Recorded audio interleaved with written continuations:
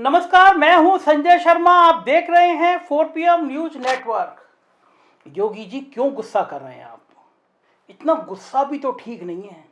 उम्र का ध्यान रखिए, तापमान बढ़ रहा है, आपके चेहरे पे आने लगा है। पहले वाला जो तेज था वो खत्म हो रहा है। सन्यासी है, क्यों फर्क पड़ रहा कुर्सी का?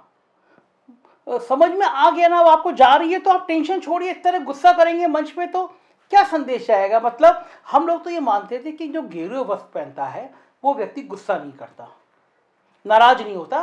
कारण ये कि लगता है कि उसको तो जीवन, मृत्यु, क्रोध, प्यार, ईर्ष्या, राग, द्वेष, सन्यासी तो इन सबसे ऊपर होता है।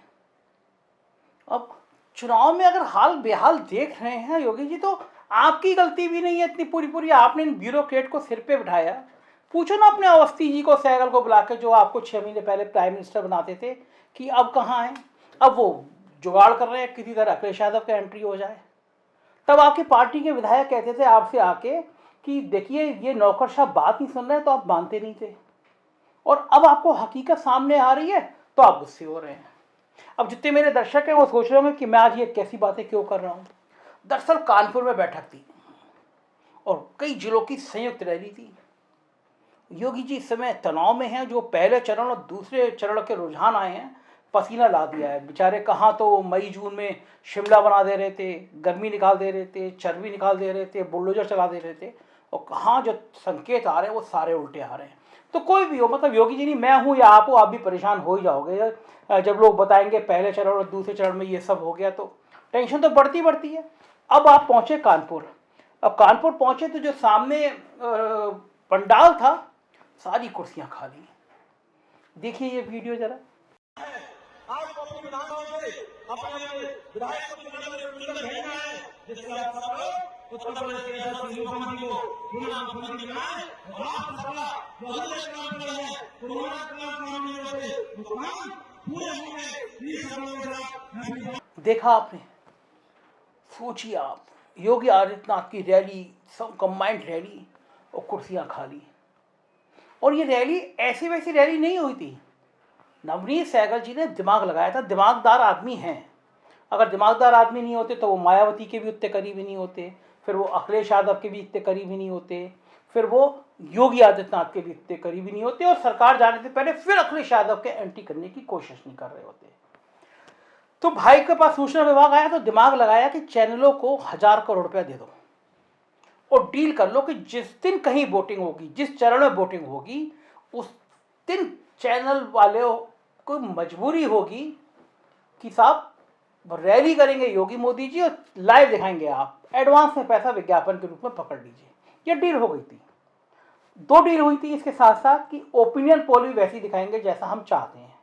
तो पहली डील थी कि जब पोलिंग होगी तो रैली करिए बड़ी बड़ी, और उसके बाद में जिस दिन ओपिनियन पोल हम जो है वो दिखा दीजिए। दोनों डील का पालन हो रहा है। तो सवाल ये आया कि ये अफसर जो है कर क्या रहे थे। आज जब रैली लाइव हो रही है, वहाँ पे भीड़ का ये आलम, योगी जी का पारा चढ़ गया और मंच पे उन्होंने कस कस के सुनाई अफसरों को। अब मुझे नहीं पता वो एएनआई वाली गाली दी ना दी, नहीं दी उन्होंने। आज वैसे आमतौर पर जो आईएएस अफसर उनके दाएं बाएं रहते हैं, वो एएनआई वाली चू वाली गालियाँ सब सुनते रहते हैं और सब बड़े हैरान रहते हैं, यार तुम आईएएस हो, ज़िंदगी में आईपीएस हो, सबसे बड़ी भगवान ने तुम्हें नौकरी दी है, तुम काहे को लिए चू वाली गाली सुन के आते हो। लेकिन मुझे लगता है उन आईएएस अफसरों ने थोड़ी सी अपनी ईमान प्रतिष्ठा थोड़ी ताक पर रख दी होगी। कुर्सी, और कुर्सी के संग माल कमा रहे हैं ना आजकल। तो योगी आदित्यनाथ के इर्द गिर्द रहने वाले जितने अफसर हैं ना, उनके माल की लिस्ट निकालेंगे ना आप तो हैरान हो जाएंगे। अंसल में चले जाइए, मुख्यमंत्री जी के बड़े करीबी एक पंचमतल वाले अफसर हैं। अंसल में अपने साले के नाम पे सुना है, बहुत लंबा आलीशान, यहाँ से दिल्ली तक का कारोबार खड़ा कर दिया। सिंगापुर में एक बड़े सर खेल है। खैर चलो, इन खेलों पे तो हम बाद में बात करेंगे। तो रैली देख के तापमान बढ़ गया और योगी जी ने कस के क्लास लगा दी। अब योगी जी के दिल की क्या बताऊं, योगी जी का दिल इसलिए और दुख हो गया कि आज अखिलेश यादव झांसी में थे, जो भीड़ नजर आई ना, उन फोटो को देख के कोई भी दुखी हो जाए। देखिए मेरे साइड में वो फोटो चल रहे हैं। पहली आपने वीडियो देखा, कुर्सियां खाली पड़ी हैं, और जो साइड में फोटो देख रहे हैं आप, देख रहे हैं भीड़ दीवार के ऊपर, पेड़ के ऊपर दीवान की। और ये पहली भीड़ नहीं है। अखिलेश यादव जहां जहां जा रहे हैं, भीड़ का नजारा यही नजर आ रहा है। अब भीड़ से मैं आपको बताता हूं कि भारतीय जनता पार्टी की अंदरूनी राजनीति क्या थी और किस तरह कोरोना के कारण रैलियां स्थगित की गई। ये सारा खेल उस दिन शुरू हुआ जिस दिन से आजमगढ़ से लखनऊ के लिए अखिलेश यादव रथ लेके निकले। अपार जन समर्थन। एन.के. सिंह जी हैं देश के सबसे सम्मानित ईमानदार बड़े पत्रकार हैं। एनबीए जो देश की सबसे बड़ी एजेंसी होती है पत्रकारों की, जिसमें इलेक्ट्रॉनिक मीडिया का सारे संपादक होते हैं, 10 साल से ज़्यादा उसके सेक्रेटरी रहे। बहुत योग्य आदमी, आप तमाम बड़े बड़े अखबारों के लेख पढ़ते रहते होंगे। उन्होंने मुझे एक चीज़ कही, मेरे डिबेट में कही, बोले संजय मैंने हमेशा ये देखा है कि नेता मूवेबल होता है, मतलब नेता चलता फिरता रहता है, पब्लिक खड़ी रहती है, और नेता आता है भाषण देता है, पब्लिक खड़ी रहती है।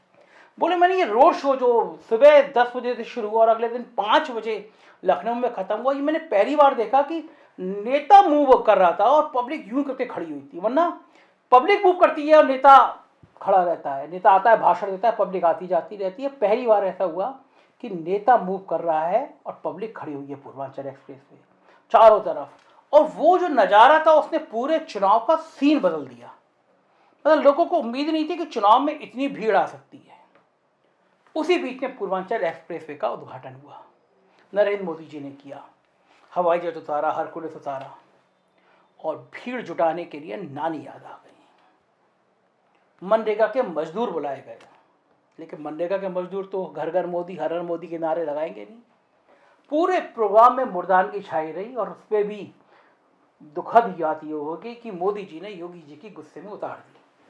तो देख रहे होंगे आप पीछे पीछे दौड़ रहे हैं, मतलब किन भाषा में कहा जाए, मतलब क्या कुर्सी क्या नहीं करा देती है। इतने बड़े मटका सन्यासी जिसको देश भर में प्रतिष्ठा है, प्राइम मिनिस्टर की गाड़ी के पीछे दौड़ रहा है क्योंकि उसे कुर्सी चाहिए। सोचिए क्या इज्जत बची होगी। तो वहाँ पे उस उद्घाटन की सबसे ज़्यादा चर्चा इस बात की होगी कि मोदी जी ने योगी जी की किरकिरी कर दी। उसके बाद एक के बाद जो रैलियाँ हुई उसमें प्राइम मिनिस्टर की भीड़, रैलियों में भीड़ गायब, तो ये चर्चा का विषय बन गया। और इसके विपरीत अखिलेश यादव जो रैली करने जा रहे थे उसमें हजारों हजारों की संख्या में भीड़ उमड़ रही थी। संकेत साफ थे, पब्लिक का रुझान किधर है ये सबको समझ आ रहा था। तो एक ही चारा बचा था कि कोविड के नाम पर कुछ पाबंदियां लगा दो, वरना इस तरह अगर अखिलेश यादव की सभाओं में भीड़ उमड़ी और हमारी सभाओं में कुर्सी खाली रह गई तो मुंह दिखाने लायक नहीं रहेंगे। निर्वाचन आयोग ने पाबंदी लगा दी। अब आप कहेंगे वो तो निर्वाचन आयोग ने लगाई थी, इसमें मोदी जी का क्या काम। तो निर्वाचन आयोग के 3 निर्वाचन आयुक्त हैं, वो लगभग गांधी जी के बंदर जैसे हो गए हैं। उनको दिखाई नहीं पड़ता, उनको सुनाई नहीं पड़ता, और वो बोल नहीं सकते। योगी जी अगर कहें कि आज शीर्षासन पे खड़े रहो तो शायद 3 निर्वाचन आयोग सुबह से शाम तक शीर्षासन पे खड़े रहेंगे, क्योंकि निर्वाचन आयोग पॉकेट पे रहता है मोदी जी की।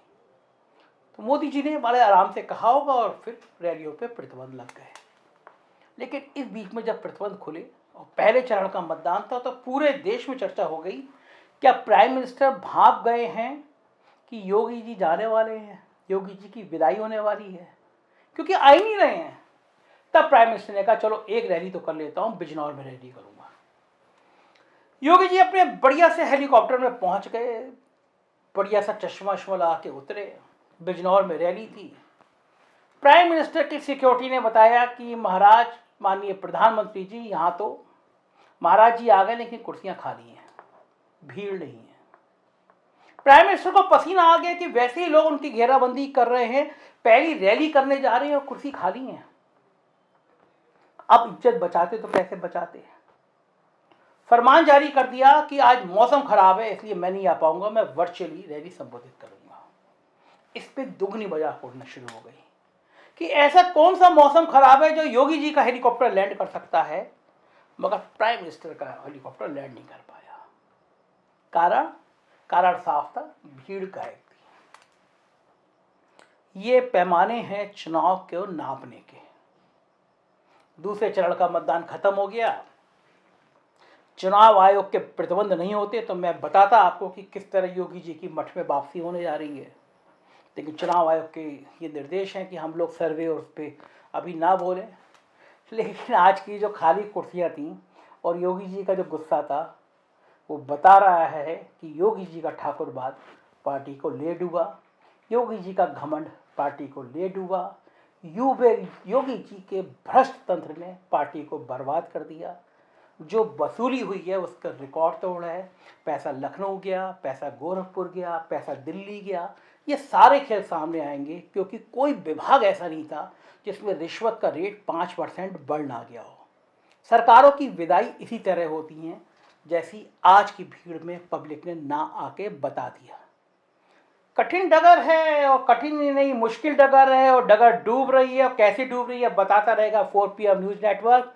देखते रहिए चैनल, क्योंकि यही चैनल है जो सच सच और खरी बताएगा। सच के साथ रहिए और 4 PM के साथ रहिए। सब्सक्राइब जरूर करिए। Thank you.